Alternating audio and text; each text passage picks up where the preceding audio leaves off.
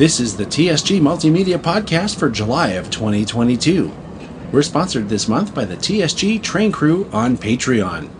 Thank you very much.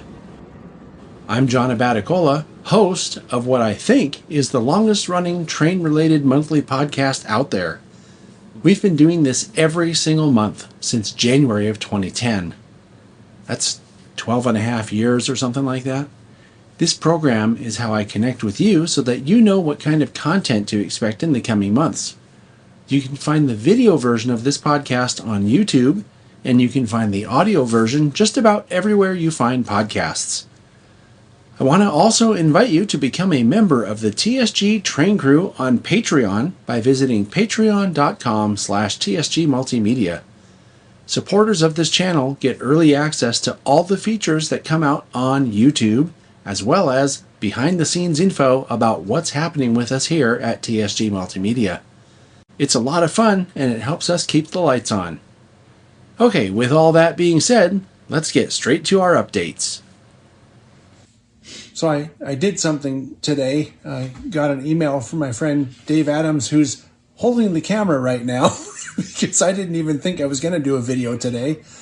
I'm standing in the upstairs of Bob Brown's office. Bob Brown is a guy that edits the Narrow Gauge and Short Line Gazette and actually ran it for how many years, Bob? About 45. For about 45 years. I have help off camera here. And we came up here some amount of time ago that I've lost track of because there's so much to look at and I'm in awe. And this is just amazing, hearing the stories about the history of, narrow gauge model railroading and model railroading in general. And just hearing these guys talk about all this stuff, I'm thinking, boy, we could make about 200 videos of this stuff. So I don't know if that will happen, but this is just really cool and something I wanted to share. So you can see behind me, there's a lot to look at. So now I'm holding the camera, and Dave's been nice enough to volunteer to talk about something in here. When I said there's a lot to look at and there's all kinds of history in here, Dave says, guess what this thing is? And this is what he pointed at, right? I've never seen this before. Intercom sound. Dave, what the hell is this thing? So this is a PFM compatible through the rail sound system, except this is for internal combustion engines. And this thing was designed and built by Gordon North, who lived back in the Washington, D.C. area.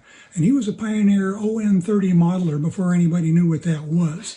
And he liked building little critters. He built steam engines, everything else. Bob likes critters. And so Gordon came up with this thing here. And he's got sounds in there that you can adjust, you can play with. It's just a wonderful little thing. And so far in DCC, they don't have anything like it. So this is another artifact out of the past where the old guys were still ahead of the new guys. So I've been talking about this guy, Bob Brown. Well, that's him. Bob, what do you want to show people? I'd like to show you the Dick Wheeler MEW 7/16 scale 2 and an 1/8 gauge Colorado minimum locomotives that he once produced. He had them built in North Korea, I think, and they had 75 of them done in 3 batches of 25. And he was interested in Lionel standard gauge and thought that scale models would be interesting. And he produced these models and a flat car kit and a gondola car kit and a paperweight consisting of a truck, rail, and ties. I'm still at Bob Brown's place, and wouldn't you know it, he has a garden railroad too. Why am I not surprised?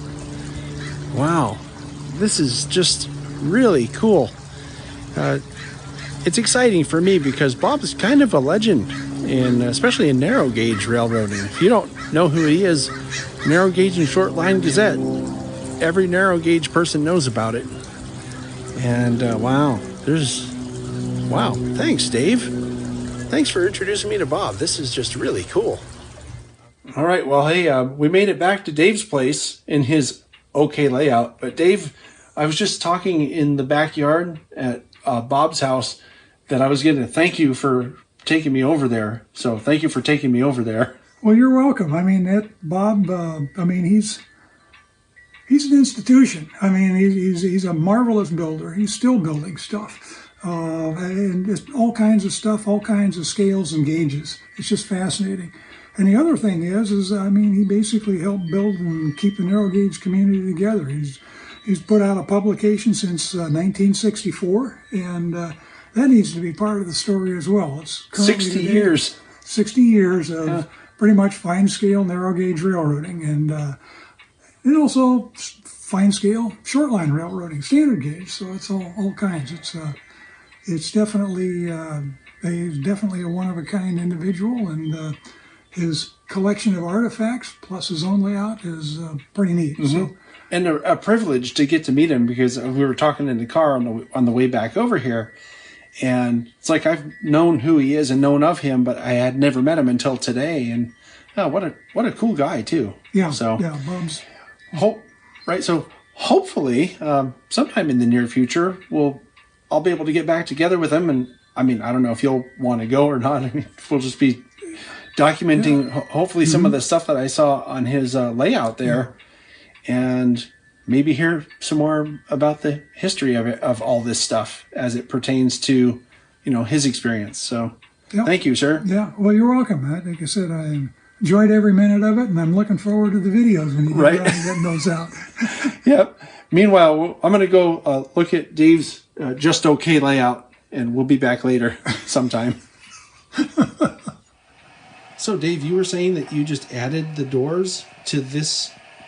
Yeah, the doors were one of the last things I needed to do on this building, and what got me off of dead center to get them built and installed was O-Scale West, because we had an open house, and I thought, well, heck, I can't show the roundhouse without roundhouse doors, so we got those installed. Right, and O-Scale West was just this past weekend, wasn't it? Yes, it was. Yeah. Yes, it was. So, but I'm going to go do something here. I'm going to show, as well as I can, the interior of this thing, because this is a ridiculous model.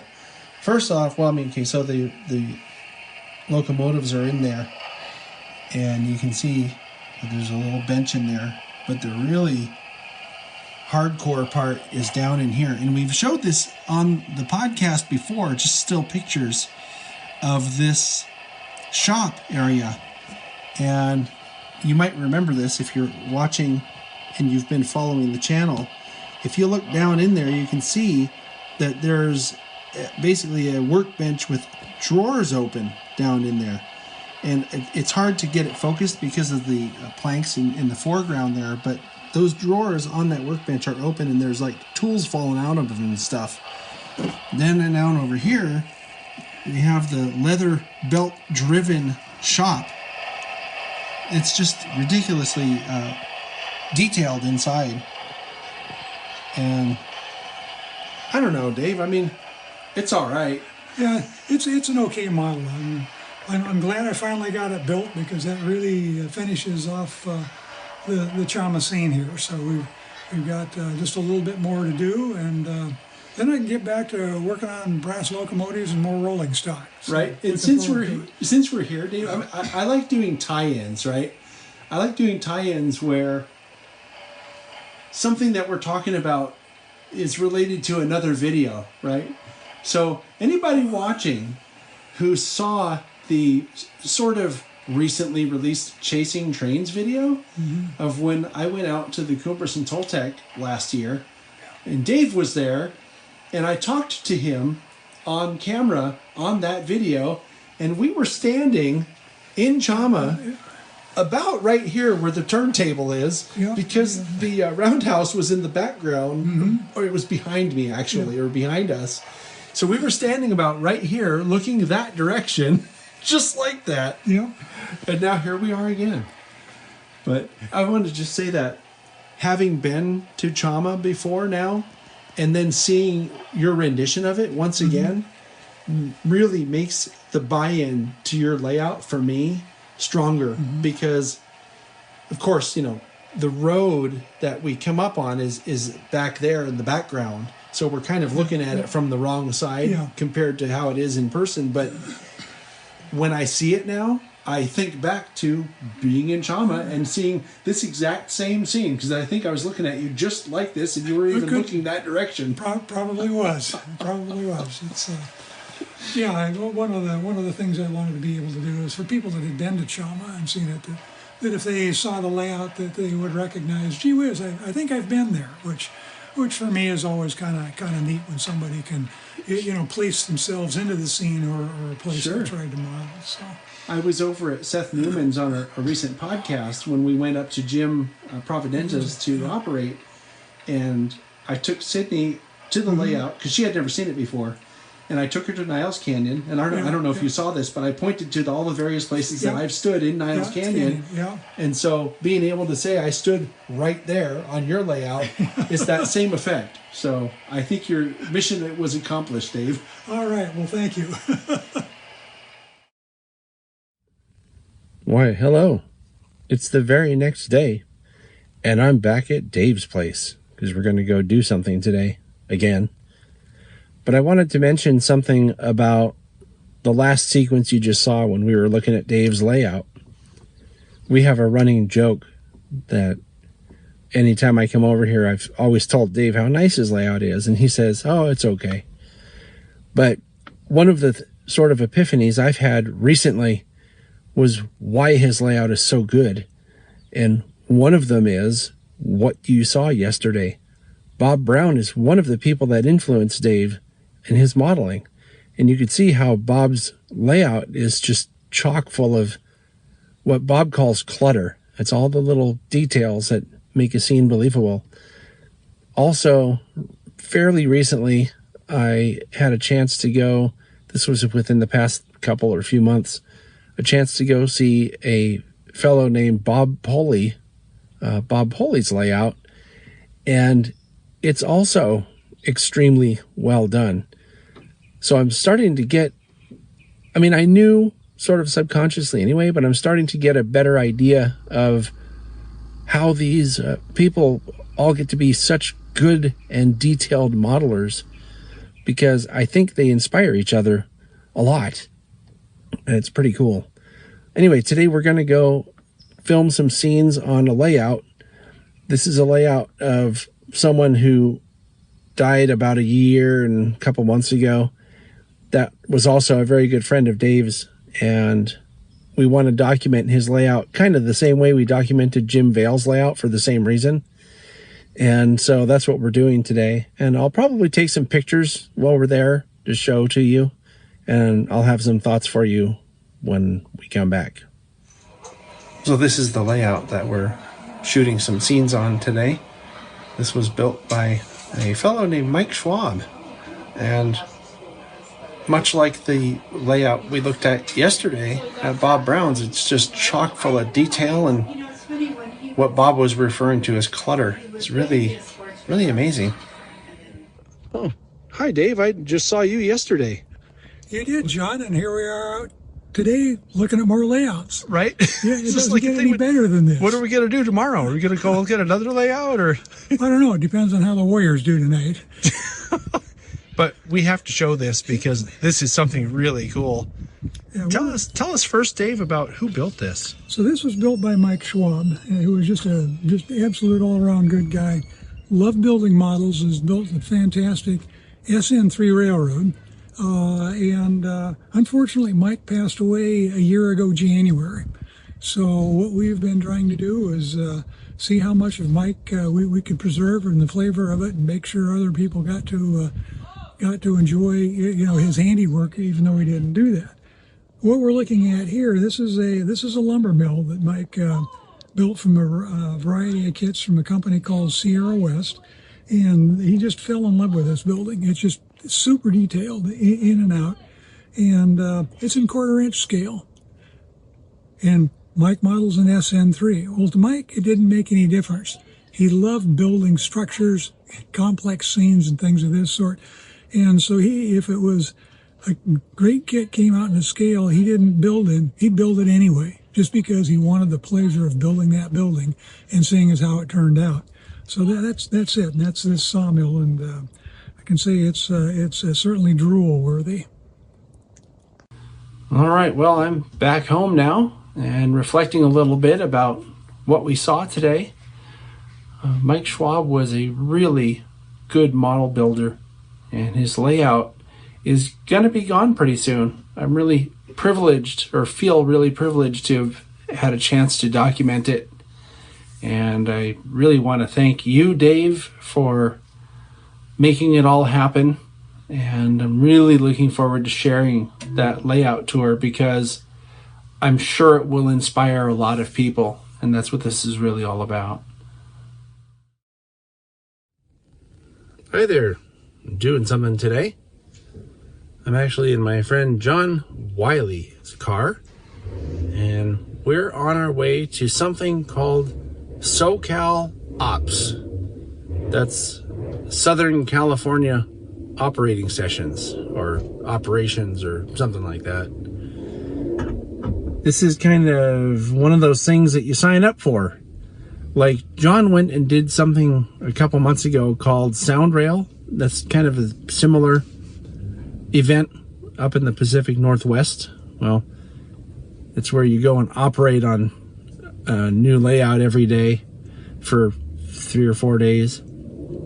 So this is Thursday, and we're on our way to the first stop is to a friend's house who signed up to do a bonus operating session. It's Paul Deis. He has a Southern Pacific layout, which I had a chance to see a couple weeks ago, or a week and a half ago. It's a very nice layout. And Paul's a great guy, so we'll be operating there this morning or into this afternoon. And then we head on to Simi Valley after that. That's where I'm from, actually. I was born in Simi Valley. And here comes the dude now. Congratulations, dude. You're on the podcast. Hey, hey.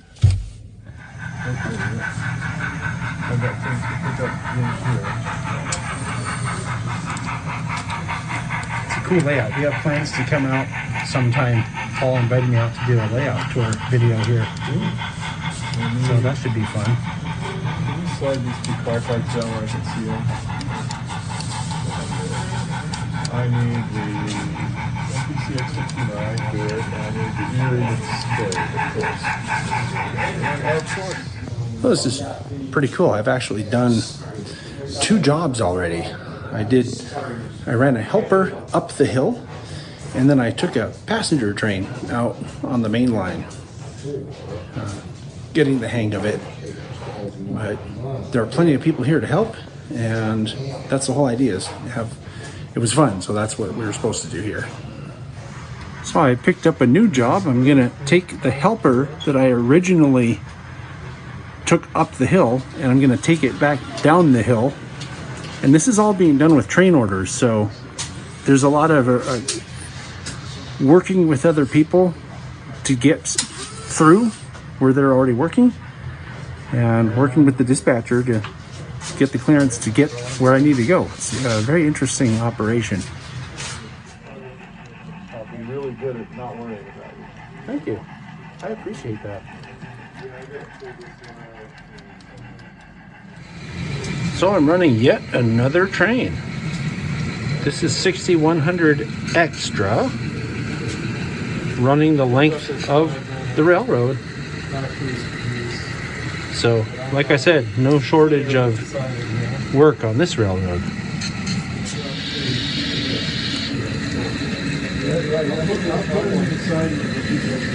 I really like these Black Widows.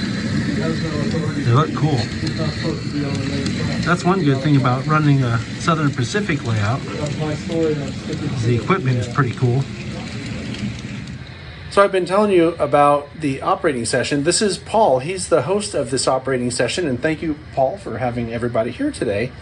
And I thought it would be interesting for the viewers to hear about your layout. Well, thanks. And I really enjoyed everybody being here. That's why I have the layout.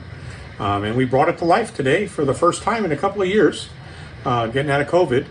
And what we did is we simulated about 4 hours of the operations of the Southern Pacific Railroad on the coastline between San Luis Obispo and Santa Margarita. And we moved, I think we ran about 9 trains over that period of time. We worked a lot of freight in the different towns. Everybody seemed to enjoy themselves. The railroad worked pretty darn well, having sat for 2 years. Right. And it was just a lot of fun. It was a lot of fun. We did some things we've never done before on this railroad. It was our inaugural of having to use helpers to get up Cuesta grade. That was with steam, with 2 steam engines, which was wonderful. Having to work the tail end helper.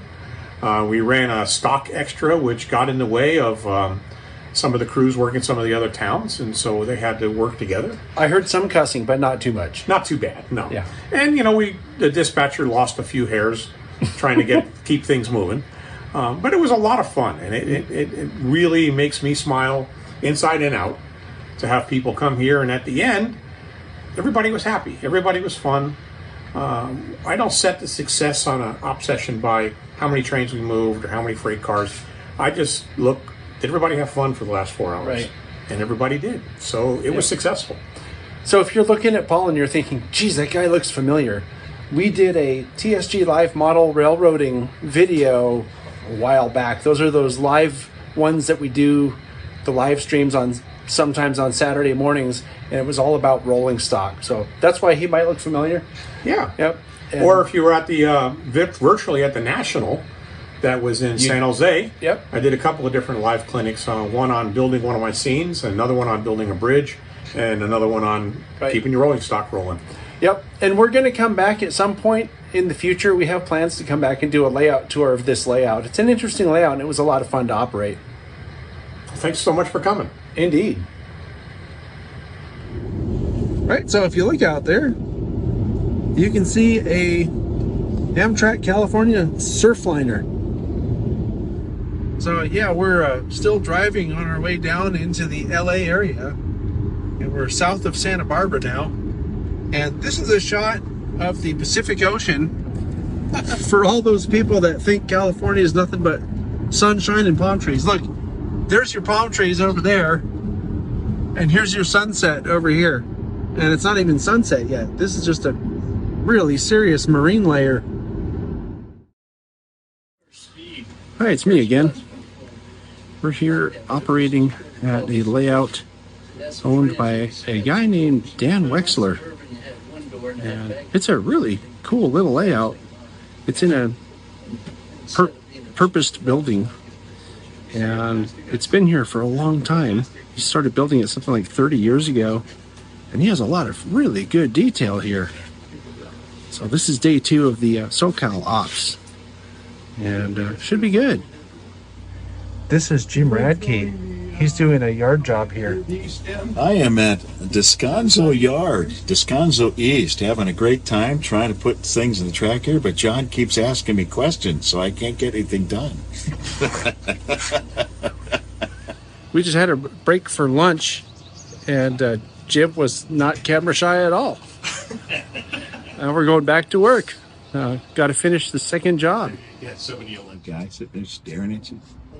He just stares out that window all day long. Yeah. What did you find, Jim? I found somebody staring back at me, John. What is it? I don't know. He looks like he's mummified. I like the mustache, though. So, as part of today, we've come to the Santa Susana Depot. This is one of the places that I've wanted to visit on this trip down here. And it looks like a really well done layout. It has great scenery. And they have an interesting light system that cycles through night and day. It's pretty cool. It's custom built too, which is also pretty cool. Well, hi, I'm Dean Deis. I'm the guy who's been nagging John to come down to the Santa Susana Depot for a couple of years now. We are located in a Southern Pacific Class 22 depot built in 1903. We're in Santa Susana, which is a small part of Simi Valley in California. Right here, we're at the Santa Susana Pacific Model Railroad Club. We're located in the freight room of the depot. We're about 25 by 50 feet or so of mainline track. We modeled the SP coastline from LA all the way up to Northern California and Dunsmuir. And today we've been doing operations for SoCalOps 2022. My job was dispatcher. We dispatched via track warrants today. We ran about 15, 16 trains, had 9 guys. They all had fun. And that's our layout. We hope to do a layout tour at some point, and we hope John comes back soon. All right, it's the next day, and we're just about ready to go to our next layout today. Watch your Jim? feet. Watch your feet. What do you think about the next Watch layout, your man? feet. Good, we got it. He's not listening to me as usual. We're ready to go to Mike Osborne's on another adventure. Yeah. And today I have a cup cover. Yeah, well, I don't think Bill drives the same as John, but, you know. I'm good. Hey, we got there. Oh my God. Yes, we Jesus, did. One quick lane change, and it's like forever. The fucking scarlet letter, man. So I'm at Mike Osborne's layout, and I'm doing a switching job. Jim. Doing a switching job here, so that'll be fun. Push this. I don't know, I've never done work like this before. Switching the yard, there's some industries Yeah, if you here. don't do it for a certain amount of time. Okay, here we are. We're talking to John. We're Yeah. using his phone after he's given me some director license and some directions. Yeah. Maybe this will be better. Yeah, so I'm working on a yard here for the first time ever, and I've got all the cards totally messed up. I've never done this before, so I should have been moving the cards into the right places as I was moving the cars, but that's too complicated for someone with my limited intellectual capacity. So I'm going to have to be a good person, I'm going to have to go through this whole thing and rearrange it and make sure it's all straightened out before I leave here today. Otherwise, Mike is probably going to pull his hair out seeing the mess I've made out of this yard. But John, it looks like you have quite a few open tracks there. What's the problem? Yeah. So you want We got 290, 296. I would like to point out for the camera that it takes 2 of these guys to screw up the job that I did by myself. Yes, you know, It's a little, remarkable how we have to clean up after John, you know? it's a lot harder when you're doing it, isn't it? Than when you're laughing at me from across the aisle. What's harder is that Bill and I are both control freaks. Oh, so you're fighting each other with how to do things? Not anymore. He told you who's boss? Well, kind of, I guess. I just listen now. The hardest part for me. All right, so I just wrapped up my last job here on Mike Osborne's layout.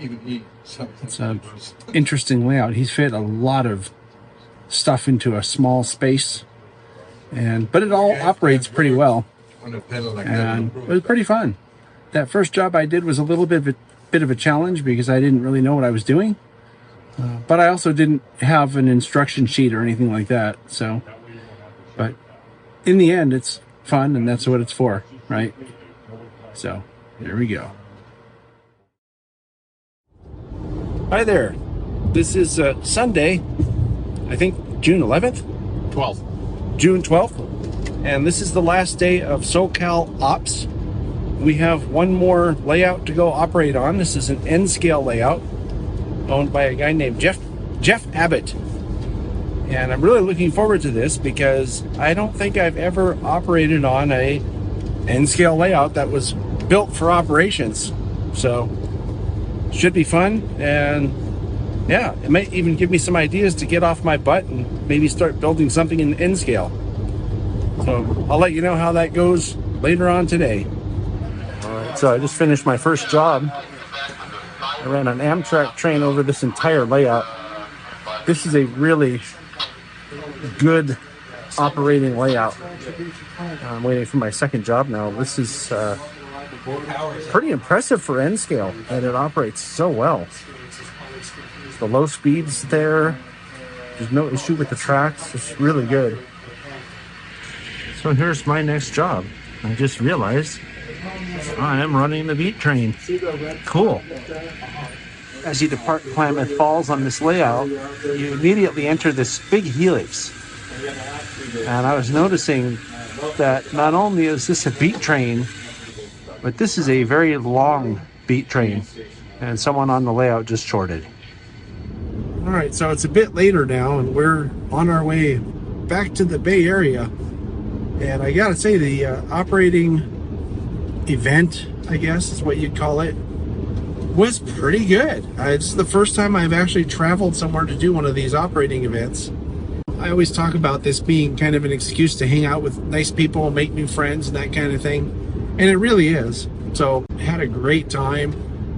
2 of the layouts worked superbly. One we just came out of today was awesome. I had a really good time, and I've never operated on an N scale layout that was made for operations until today. And you know, N scale is absolutely a legitimate scale if you're into it and want to do operations. The equipment's just smaller, so you have to come up with ways to keep track of the traffic. You know, with the cars, it's very difficult to read numbers when they're that small on the side of a car. So, just something to think about. And I'm going to turn the camera over here. We're going to get a final word from John, who's driving right now. Don't get too distracted, dude. What did you think about the weekend? It was a great weekend. I echo what you say that, you know, I really enjoyed, as always, seeing new layouts, meeting new people. It was great to get to operate on a second N-scale layout that ran very well and was really well done. I'm happy we got to meet up with Paul Deis and operate on his layout on Thursday. And this is the first time I've done 4 days in a row. And my feet are tired and a little sore, but otherwise it was a great time. And I'm glad Mr. TSG himself came, because he needed to experience a full ops weekend and see what it's all about. Mr. TSG signing off as we start doing 90 miles an hour or something here. Dude. No, sorry. So I'm doing something today for a couple friends that you've seen on the channel before. Trevor and Paul, they have the Fern Creek and Western that they run with our other mutual friend Eric over in Santa Cruz, and it's a garden railroad. And I don't know, a couple weeks ago, or maybe a couple months ago, Trevor was asking me, hey, you know, is there someone that I know that maybe, because they're trying to develop operations for this garden railroad, and he knows that I know a bunch of people that do that stuff. So I'm like, oh yeah, I know some guys. So right now we're sitting outside at Dave Adams' house. And he's one of probably the best operating guys who loves to go around operating that I know. So these guys had a little consultation with Dave, and we're going to go right now to see Seth Newman, who's also one of the operating guys.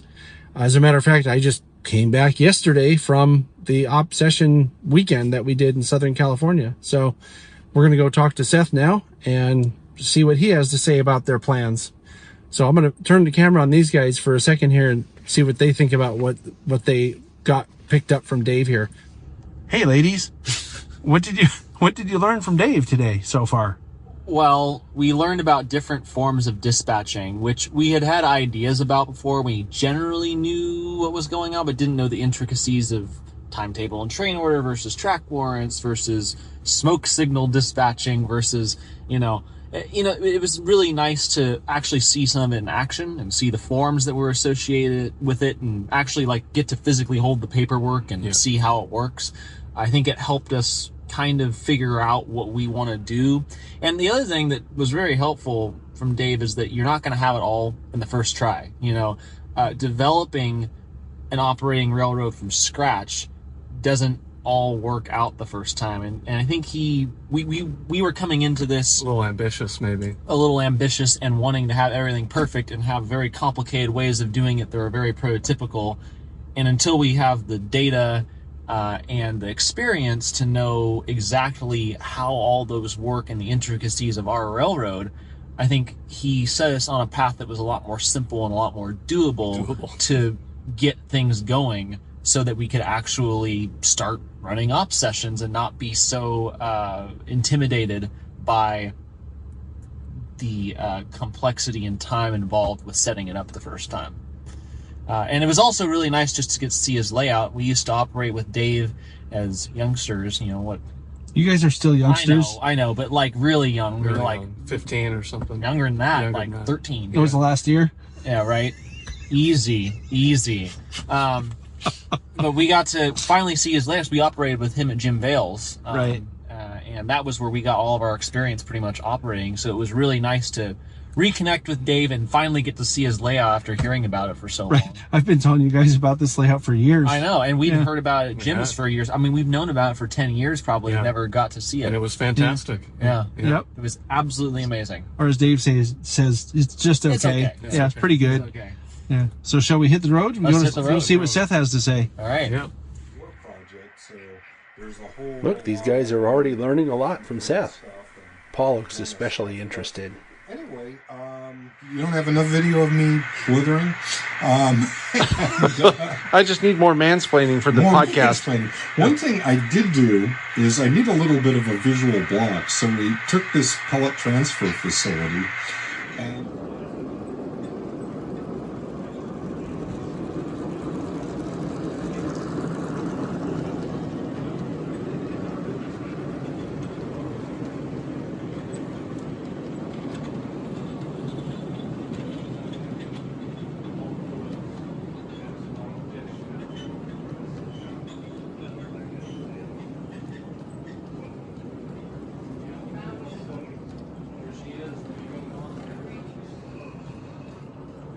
This is on the standard gauge system. Yeah. Dual gauge, yeah.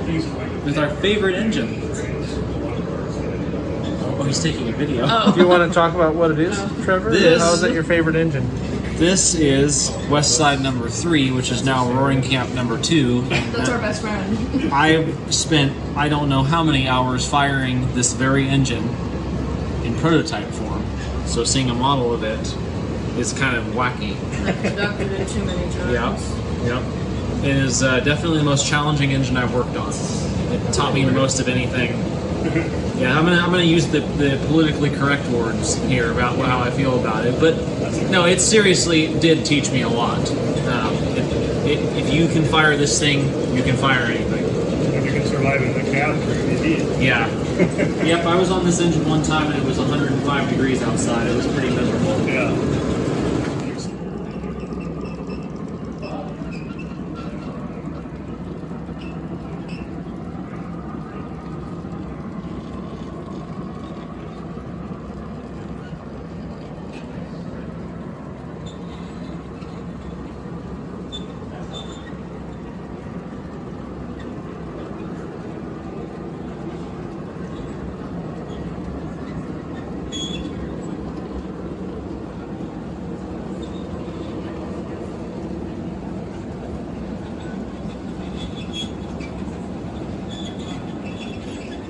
This was our third stop today. We came to Bob Poley's West Side Lumber Company Railroad. This is a F scale. That's a narrow gauge. What do you call it? Narrow gauge G scale, I guess? No, F scale. FN3. Yeah, FN3. Yeah, it's F scale, right. Narrow gauge, 3-foot gauge, so FN3. Right. Anyway, that's what it is, and it's an indoor layout. I mentioned this once, I think, on a podcast a while back when I came here just to see it the first time. It's just a remarkable layout. Lots of scratch-built stuff, including some locomotives. Yeah, it was really incredible. Yeah, Bob's a real craftsman. I'll see if I can get these guys to say something about that. So, Paul, what did you think about what you saw there at Bob's layout? I thought his layout was, absolutely fantastic. I'm a huge West Side Lumber Company fan, of course, because, growing up around Roaring Camp. And I've been hearing about this layout, for almost probably a decade or something through looking in the Narrow Gauge Gazette magazines. And it was just cool to see it in real life and get to see all the details up close. His scratch-built equipment and his shays are just, it's a work of art. Why don't you talk just for a second? Because you said something that people elsewhere won't know what you meant by that. You said that you're interested in the West Side because of Roaring Camp. How do you make that connection? Well, Roaring Camp Railroads in the Santa Cruz Mountains has a few examples of West Side Lumber Company engines. They have the Sonora 7 Shay, and they have the Heisler, and they also have a little gas mechanical engine in Milwaukee.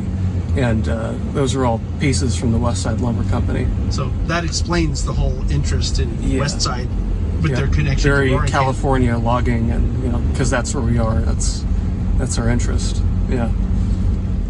What about you, Trevor? What did you think? Well, kind of like Paul, I grew up around Roaring Camp, but when I was 16, I started working at Roaring Camp, and I worked around some of the locomotives that were off the west side, the Heisler and the Shea number 7 and the Milwaukee little diesel mechanical engine.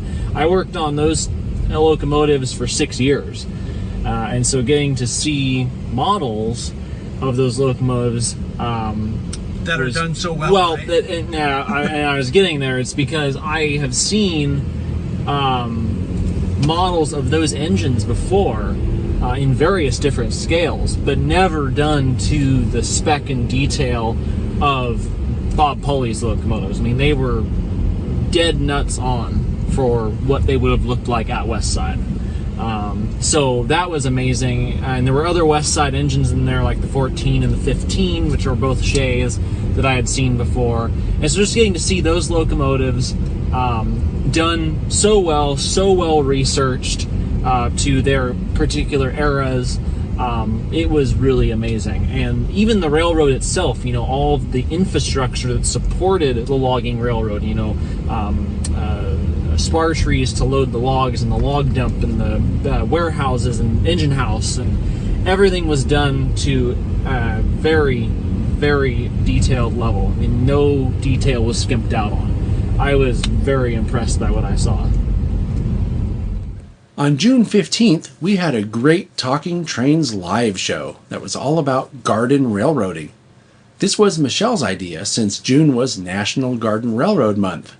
We talked to Ray Turner, whose garden layout hosts regular operating sessions, something that's pretty unusual for garden railroads.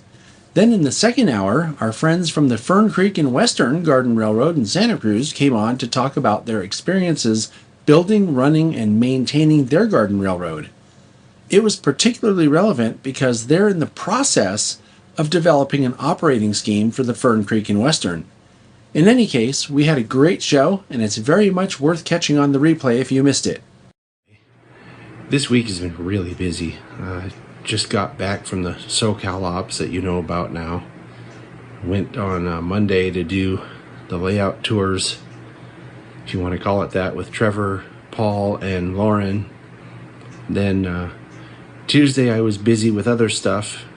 Wednesday we had a live show that I just talked about here on the podcast.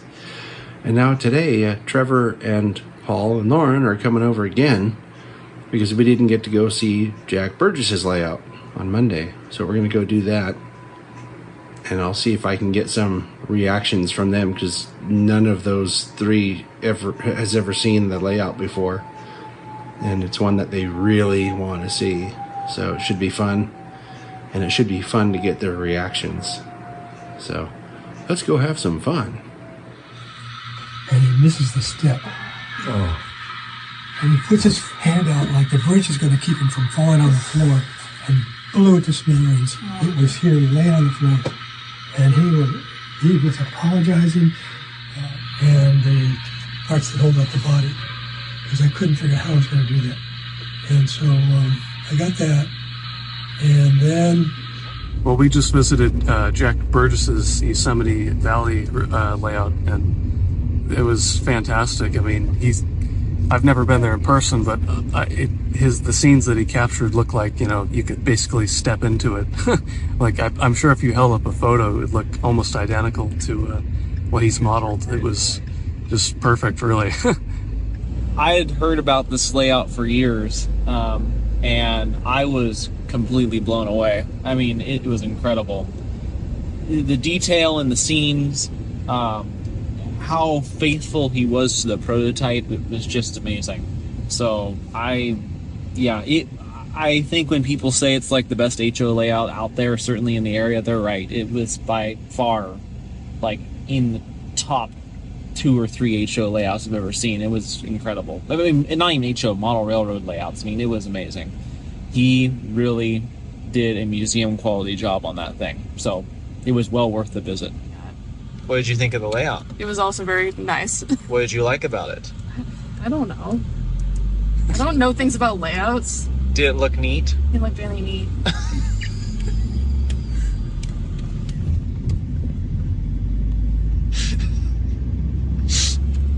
Well, I'm going to ask you to turn it on me so I can have a comment too. Okay. No one is going to know what that meant. I want to know, Lauren, what you actually thought about it. Just say something insightful. I'm not the insightful person. Well, say something insightful. What did you think of the layout? Why was it cool? What made it neat? Because everything was scratch built. Boss. Get on this. See, this is what happens. When Don't hit that guy. Directions. It's cool because everything was scratch built, and like the attention to detail with like the specific dimensions of everything was insane. Like cars, buildings, everything was scratch built. So you thought that was cool? Yeah. Okay. So I've been coming to this layout for a while because of the series that we do. But one of the things, and you might have heard me say this on one of our live shows that I do with Michelle usually, that in many cases, you'll have a layout that's so true to the prototype that you can put your finger down on the layout and say, I've stood here, and I've been here, or I filmed from here, or I took a picture from here, whatever it is. And that gives you what I call a buy-in, right, to the layout. But Jax does that, but in the other direction. I've seen his layout enough times and know it well enough that the layout makes me want to go to the place, right? So that I can say, oh, this is the spot on the layout. So it's kind of the same thing, but in the other direction. And I don't really know any other layouts, at least that I've seen, that made me feel that way. So his buy-in, I think, is even stronger than the ones that have places that you've been and stood. And so, I mean, I just imagine if I did know, or if I had been to the places, and I have been to some of the places, but it was so long ago I don't remember. But his layout makes me really want to go there and see, because I can imagine, going to Bagby or one of those places. And I've seen signs for Bagby on the way up to Mariposa and thought, oh, I should go there and see what it is. But I just imagine what it would be like to stand there and go, oh, this is where that gas station is, or this is where that hotel was, or that kind of thing. So it's really cool to know. I'm trying to think of how to say it. It's really cool to have this layout close enough to go to and experience it, because what Trevor said about it being museum quality, it belongs in a museum. Hey, we're doing something today. So my friend Dave Adams took me to meet Bob Brown sometime recently. I don't remember if it was this month or last month, but it was pretty recent. And I've known who Bob Brown is for a long time as the editor of the Narrow Gauge and Short Line Gazette.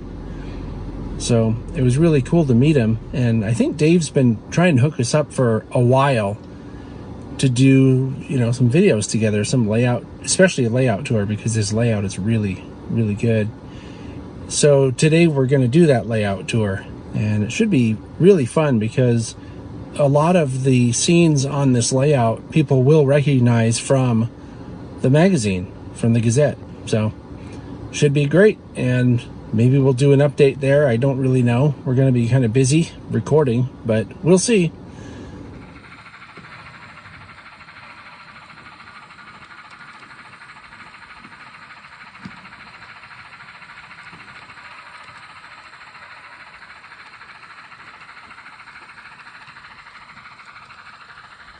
Hi, so we just finished recording with Bob Brown, and thank you, Dave, for setting this whole thing up. It's a really interesting layout, and I think it's going to make a great video. What made you think, Dave, that this was so important to do? Well, the reason it's important to do is because Bob is probably the guy that single-handedly has made narrow gauge modeling in the United States viable. I mean, that was the starting of his Fine Lines magazine, and he tells part of that story, and hopefully it'll be in the video. But otherwise, he's been an inspiration to every one of us in the United States in narrow gauge modeling for literally decades, better than 50 years at least at this point. And also, he's the subscribers all over the world, so it's something there. And Bob is also one heck of a nice guy and an absolutely fantastic modeler. So this was certainly worth doing. Right, which people are going to see during the layout tour that eventually comes out. Let's hear about the short person on the far end there who saw everything. I didn't know too much about Bob, just knew about the magazine work that he had done. But wow, what a treat to see his layout with such attention to detail and just attention to detail. Attention I love to his detail clutter. and attention to detail. Yeah, exactly. Okay, that's a wrap for today. Over and out. Hello. We did something today. We went to Alameda, California to do a layout tour video of a layout that's owned by a guy named Wayne Floyd. I first was introduced to Wayne a couple of years ago by my friend Dave Connery, and then more recently another friend, Phil Edholm, suggested that I get in touch with Wayne to do a layout tour of his layout. And Wayne has a cool layout. It's in a purpose-built building or extension to his garage, and it's kind of a loop-to-loop sort of setup that's for continuous running, but he's also in the process of trying to come up with some kind of an operations scheme that he can use there, because I guess he's getting into operations and people that he knows are getting into operations, which I completely understand as someone who's very much into operations myself. But it was a cool layout, and I'm looking forward to getting it edited and bringing it to the channel, because I do think it will provide some inspiration and some ideas for people that maybe hadn't thought of some of the things that Wayne has done. Anyway, it was a great time, and thank you very much, Wayne, for sharing your layout with us today, and we'll be sharing it with the rest of the world soon. So as you can see, June was a very busy month. That brings us now to the catch of the month. Steve Sweat sends in these photos from Galesburg Railroad Days that happened from June 23rd through the 26th in Galesburg, Illinois. Steve says, remember, he's a college professor and not a photographer, but these shots look just fine to me. Thanks for sharing, Steve. Logan Thurman sends in these photos of a customer project he's working on. It's a Denver and Rio Grande, ex-Denver and Salt Lake, 2660 locomotive being repaired and upgraded to have DCC and sound. Thanks for sharing, Logan. TSG train crew member Bryce Reynolds got these great shots of some of the signals on the former Southern Pacific, now Union Pacific, coastline right next to Santa Margarita Ranch in Santa Margarita, California. The searchlights have been slowly getting replaced on old rights-of-way, and it makes sense because the lights they're being replaced with have 3 separate lenses, which gives railroaders a second way to read the lights, that is, by position. If you have ever wanted to see a working searchlight, there's one preserved at the South Bay Historical Railroad Society at the Santa Clara Depot in Santa Clara, California. If you have a catch of the month that you'd like to share, please send it to podcast@tsgmultimedia.com. Be sure you own the shots and include the what's, when's, and where's of the shots you send in. And now for this month's program schedule. On July 8th, we have a product spotlight. On July 9th, it's the Western Railway Museum. On July 15th, we have another product spotlight for you. On the 16th, it's Chasing Trains when we go to Reedley Rail Fest. On July 20th at 4 p.m. Pacific Time, it's TSG Live Talking Trains with me and Michelle. On the 22nd, we have another product spotlight. Then on the 23rd, it's the next episode of Wiley's Wanderings. This one covers SoCalOps from this year. On July 29th, we have another product spotlight. And then on July 30th, it's Steam Trains on the Cumbres and Toltec. By the time this podcast is published, I will have also been to the Great Western Steam Up in Carson City, Nevada. This is happening right now, and it goes on through Monday, July 4th. And speaking of July 4th, Happy Independence Day to you and yours. We're hosting Alvin and Michelle this month, so expect to hear about some of those adventures next month, as well as more events that will be covered for future programs. Now, before I go, I'd like to remind you that you're always invited to join the TSG Train Crew on Patreon. It's as cheap as $2 a month, and it gets you sneak peeks of upcoming features without any ads. It's at patreon.com/TSG Multimedia. So that's it for this time, and I'll see you next time.